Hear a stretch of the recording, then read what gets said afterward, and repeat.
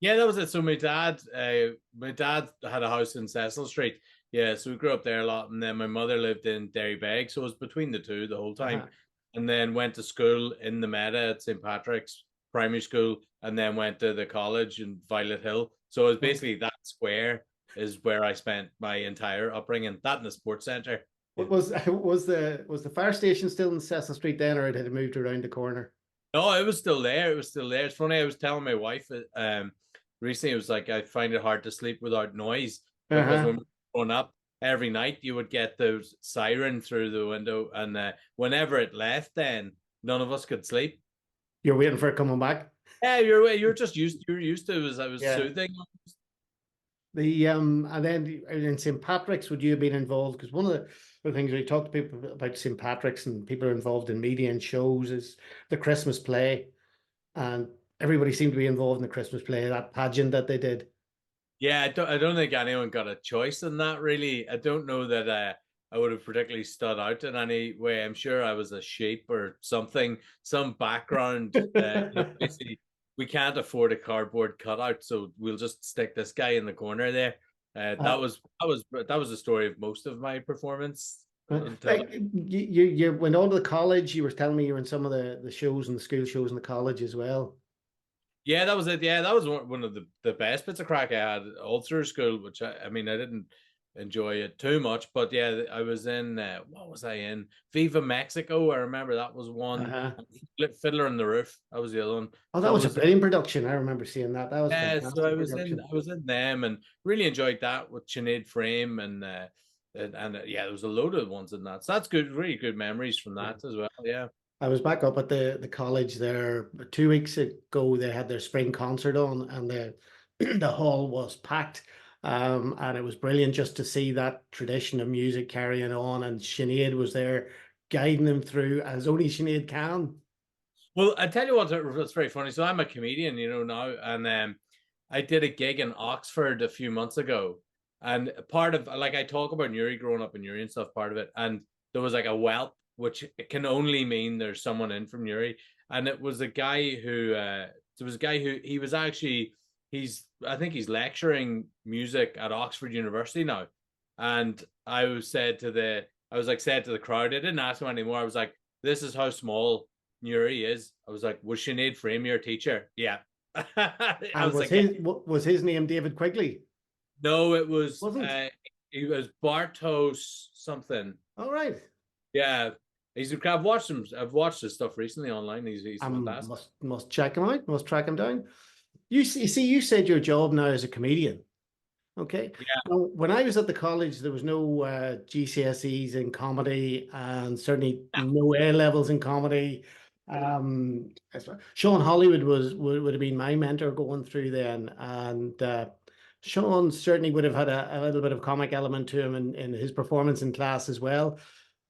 What was your journey to becoming a job as a comedian?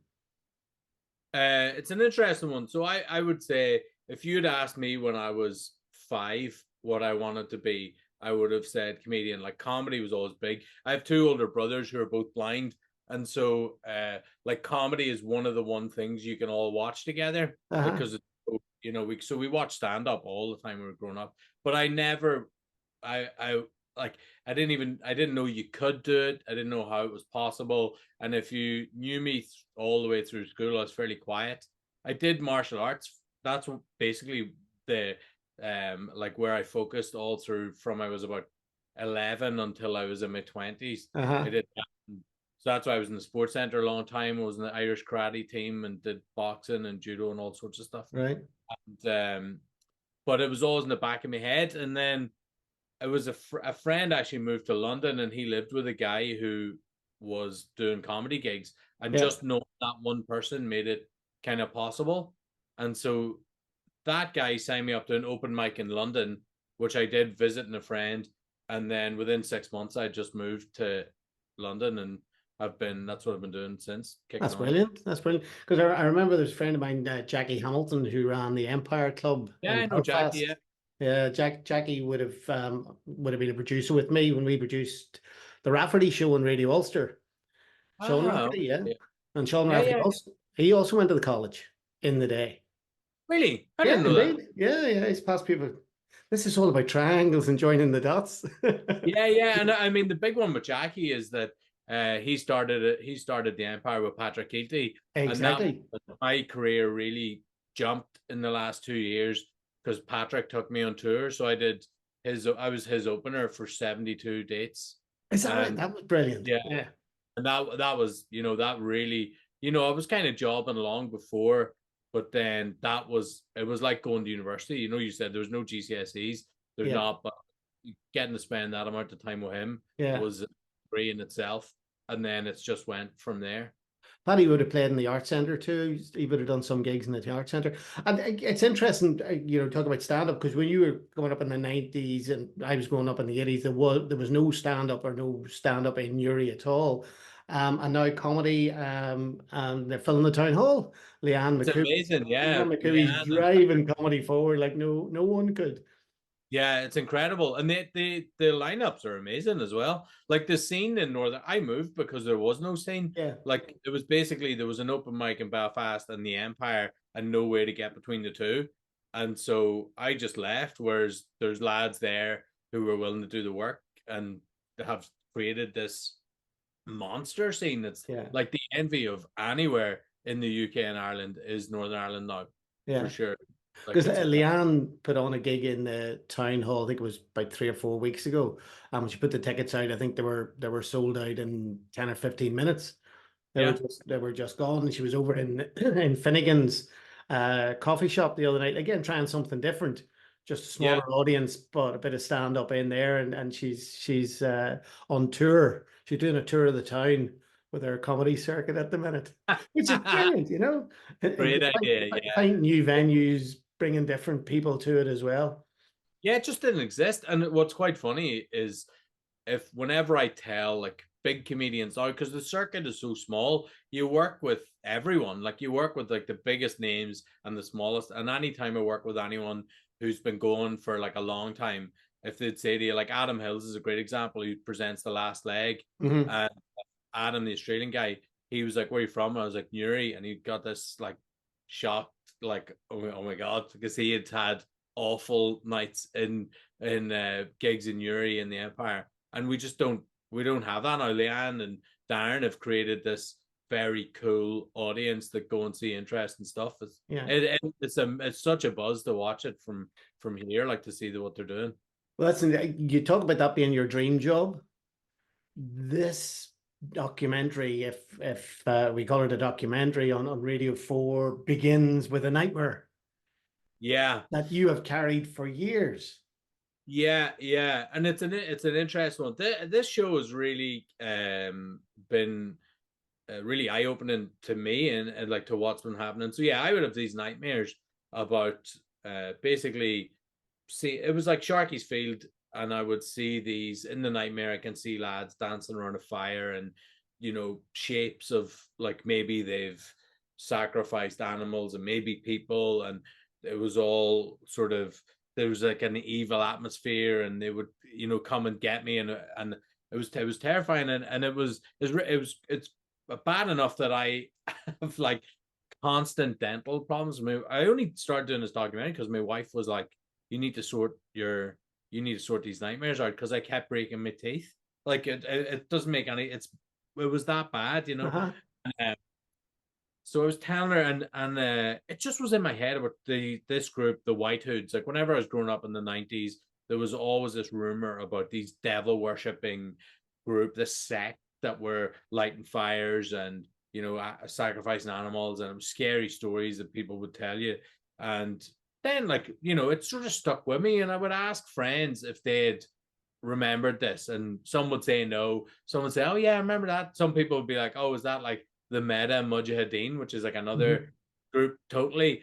And but then a good friend of mine, Philly Byrne, who is in the documentary as well and is the lead singer of Gama Bomb, Philly, it was like that was the Brits, and I was like yourself. I say here, like if you could stub your toe on a chair leg, and that'll be because the SAS were and moved it around for you. It's always the Brits. So it's a bit like, yeah, is it really? And the more I looked into it, then the more the story got stranger and stranger, and sort of that's whenever Radio 4 kind of, I was pitched it to them, and they went with it. Yeah, could there be coming from the business?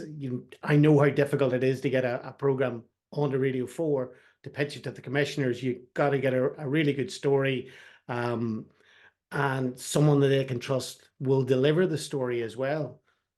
Yeah, so that I was kind of very lucky with this in a way, because I had just come off the back of the Patrick Kielty tour I was talking about, and then I went to Edinburgh as part of a showcase of working class stand-up comedians, and we won a big Edinburgh award, and that then sort of got more of a little bit more buzz.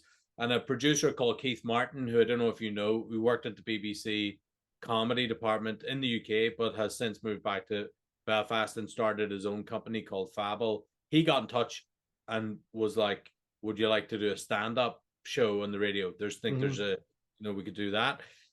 And I kind of, if I'm being totally honest, was a bit burnt out from doing the show. I'd been doing it for so long, and I said, "Yeah, definitely," because you don't say no. I was like, "Oh, you never say no."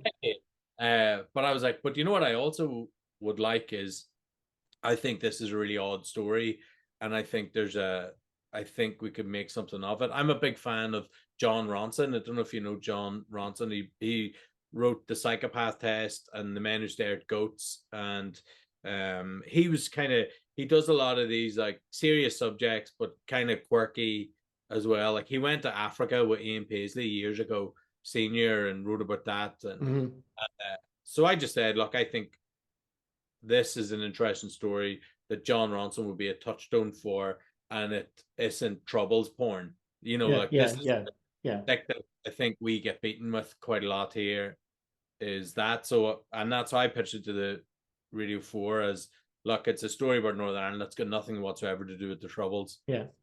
And then as we're doing it, it becomes clear it's almost impossible to do that when you're dealing with any sort of serious subject. And I was lucky, and they left us alone. I'd heard stories, the BBC, they're never going to let you say what you want, and they're never going to let you do this and that and the other. And the guy like Hugh Levinson, who commissioned it, we had one meeting with him. He was like, "That's interesting, go ahead." Yeah. And then the next time I heard from him was when we handed it in. Yeah. Like, it's difficult now too, isn't it, to get to punch through, because you're in a different world. You're in a podcast world. You're in a world of a huge amount of material that's out there on platforms, from YouTube to Netflix to Amazon Prime to the BBC as a platform, to the streaming services of the BBC. Actually being on that linear channel coming after the Archers is still an important slot to be able to get. Yeah. And I was like really shocked. I have to admit, I'm kind of ignorant. All I really do is stand-up comedy. Like that's all I know about in terms of like the industry. I don't know anything. And so, I had the opportunity to make this, and was very lucky in the people that I made it with, that I thought at the end of it, I thought, oh, we've made something good. And then when I seen the listings, I was like, who listens to the radio on Sunday? Like on Sunday evening, nobody's listening to that. And then like the New Statesman had got a hold of it before somehow and did a big article on it, and the Observer did a big thing on it. And everyone keeps talking about the Archers. And even my wife listens to the Archers, but I was like, she's a nerd. What is, he's no judge of anything. But I was going to say, you wouldn't have heard the Archers theme tune coming out the windows from Cecil Street or Derrybegan. Not quite. Yeah, but I was delighted to hear. Everybody in, be quiet. The Archers are on. Yeah, that's it. So it was just, I just feel like I've been very lucky the whole way through, almost, with it. Yeah. The one thing I loved, and we talked about the sort of the geography, the Sharkeys Field, which I had to go and start some people. They said, "Where is he talking about?" He's talking about the Meadow. Well, that's the field between the Meadow and the Bosco. Yeah. Between there, yeah, where the running track used to be. There was the running track there. The running it slopes down into where Frank Kern Park was. Yeah. And then Chucky Neds Castle up the back of Chapel Street, isn't it? Up behind. Exactly. Yeah. Up the other side. And there was a bit about Bagnall's Castle. That was where, there's differences in what I heard, which was, or my memory was Sharkeys Field, right? But then James Connor Patterson, you talked about, his was Bagnall's Castle, and also up up towards the Dublin Road almost as well. Yeah, And so other people had heard of it in different places, and it yeah, was the original thing itself happened. It definitely happened at Chucky Neds. Yeah, yeah, yeah. yeah. But the other thing I loved about the program was you brought in local people to talk about the local stories as well. James Connor Yeah, Patterson. And James Connor Patterson has established himself as the poet and award-winning poet as well. I went to see him when he was on, supposed to be about a year ago, he was on in the what I would call the tech, yeah, which I think is now the Southern Regional College, but he did a yeah, piece there and it was fantastic about his book poetry about the border. yeah. And then Gama Bomb, the guys that you grew up with then. I must admit, Gama Bomb wasn't on my playlist in Apple Music, but I had something in the back of my head, and I remember Donal O'Hanlon, who's the chairman of Newpoint, had Yeah. said, "I'm way down to Carlingford this weekend to record something for our boys and thrash metal." And I thought, "Donal, what are you going to?" And then he showed me it on his phone ages ago, and I hadn't made any connection. And then just half an hour before set up the Zoom with yourself, I did a bit of research into Gamble, and there was O'Hanlon front and center on their Yeah. last video. So again, connecting the circles back from Viewpoint back through to you, back through to the show in Hollywood. It's such a small Yeah. world that we live A in. small world, and Aisling Clark, who's in it as well, who's the horror director and lecturer at Queen's. She has a new film coming out that just, I think she got quite a big deal for it to be distributed, which is amazing that done. She's from up the road, and the lads at Gama Bomb, it's kind of, I always say, it almost does them a disservice to say they're the biggest thrash metal band in Ireland. It sounds like they're tiny, but they're big. They have more listens than the next 9 bands put together. And I'll see, I have their t-shirts and we'll wear them in London. If I wear a t-shirt in London, absolutely people will stop me and say they love Gama Bomb. They're, it's just they're from, because where we're from, I don't think we maybe see how big some people are at times. And James Conner, Band of Country is an incredible book. And I didn't even realize he was from Newry when I got the book, and read it, and we really was touched by it, and we connected on Twitter and met. He was living in London at the time, and then I'd realized he had written a poem. He had written a poem about these devil worshippers called Ritual as well. So it was all it was just all in the sort of pot of people in and around our age who were doing creative stuff, all sort of had this memory.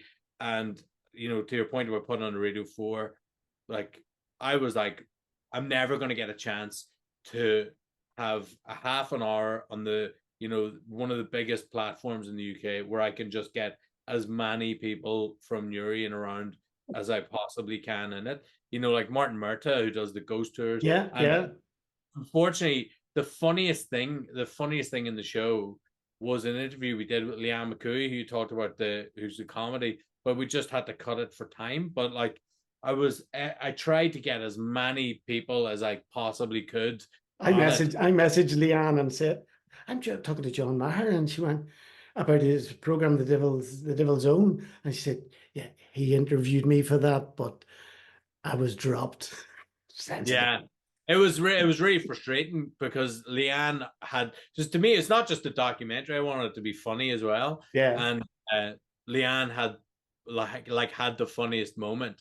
The Divils Own is still available on BBC Sounds, which is one of the great things about BBC Sounds. You can go there, just search for it and have a listen. You'll be well entertained, and there are a number of very interesting reveals and twists in it that aren't there at the beginning, shall we say.